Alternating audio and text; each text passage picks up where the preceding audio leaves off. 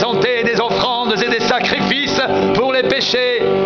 Il peut avoir de la compréhension pour les ignorants et les égarés, puisque la faiblesse est aussi son partage.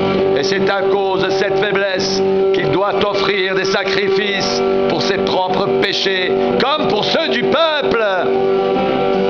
Nul ne s'attribue cette dignité s'il n'est appelé de Dieu, comme le fut Aaron.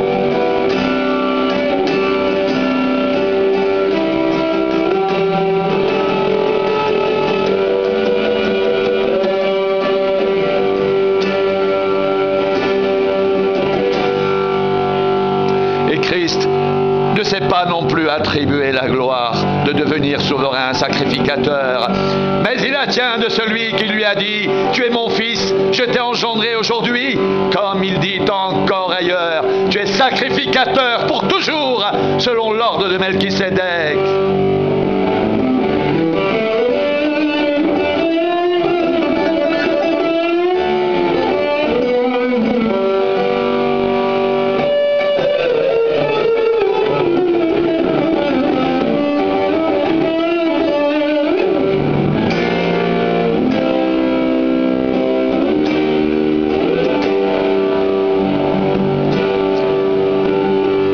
C'est lui qui, dans les jours de sa chair, a présenté avec de grands cris et avec des larmes, des prières et des supplications à celui qui pouvait le sauver de la mort, et il a été exaucé à cause de sa piété.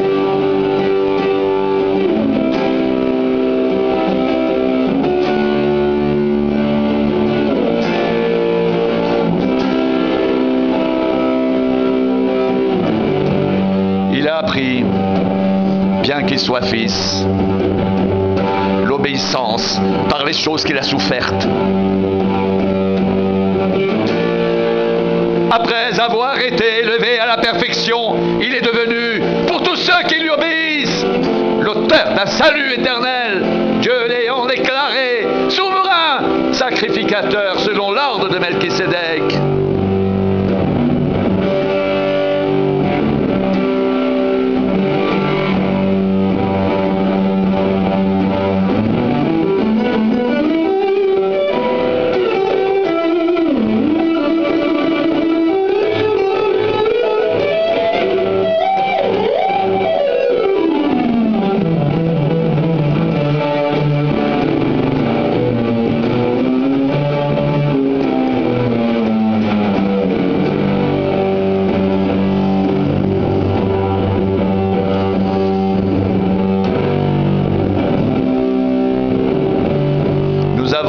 Choses à dire là-dessus et des choses difficiles à expliquer parce que vous êtes devenus lents à comprendre. Vous, en effet, qui depuis longtemps devriez être des maîtres, vous avez encore besoin qu'on vous enseigne les principes élémentaires des oracles de Dieu. Vous en êtes venus à avoir besoin de lait et non d'une nourriture solide. Or, quiconque en est au lait n'a pas l'expérience de la parole de justice, car il est un enfant. Mais la nourriture solide est pour les hommes faits, pour ceux dont le jugement est exercé par l'usage à discerner ce qui est bien et ce qui est mal. C'est pourquoi, laissant les éléments de la parole de Christ, tendons à ce qui est parfait, sans poser de nouveau le fondement du renoncement aux œuvres mortes, de la foi en Dieu, de la doctrine des baptêmes, de l'imposition des mains, de la résurrection des morts et du jugement éternel. C'est ce que nous ferons si Dieu le permet. Car il est impossible que ceux qui ont été une fois éclairés, qui ont goûté le don céleste, qui ont eu part au Saint-Esprit, qui ont goûté la bonne nouvelle, la bonne parole de Dieu et les puissances du siècle à venir, et qui sont tombés, soient encore renouvelés et amenés à la repentance, puisqu'ils le crucifient pour leur part, le Fils de Dieu, et l'exposent à l'ignominie.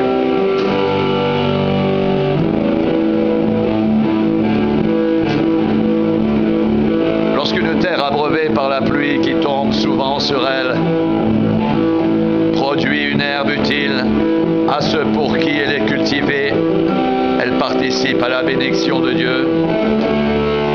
Mais si elle produit des épines et des chardons, elle est réprouvée et près d'être maudite, et on finit par y mettre le feu. Quoi que nous parlions ainsi, bien-aimés, nous attendons, pour ce qui vous concerne, des choses meilleures et favorables au salut, car Dieu n'est pas injuste pour oublier votre travail et l'amour que vous avez montré pour son nom, ayant rendu et rendant encore des services aux saints. Nous désirons que chacun de vous montre le même zèle pour conserver jusqu'à la fin une pleine espérance, en sorte que vous ne vous relâchiez point et que vous imitiez ceux qui, par la foi et la persévérance, héritent les promesses.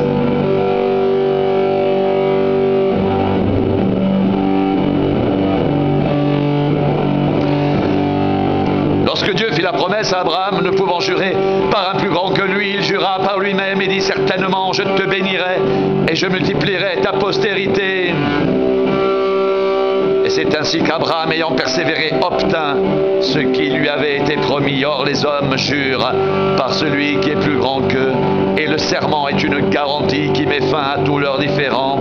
C'est pourquoi Dieu, voulant montrer avec plus d'évidence aux héritiers de la promesse l'immuabilité de sa résolution, intervint par un serment, afin que par de choses immuables, dans lesquelles il est impossible que Dieu mente, nous trouvions un puissant encouragement, nous dont le seul refuge a été de saisir l'espérance qui nous était proposée.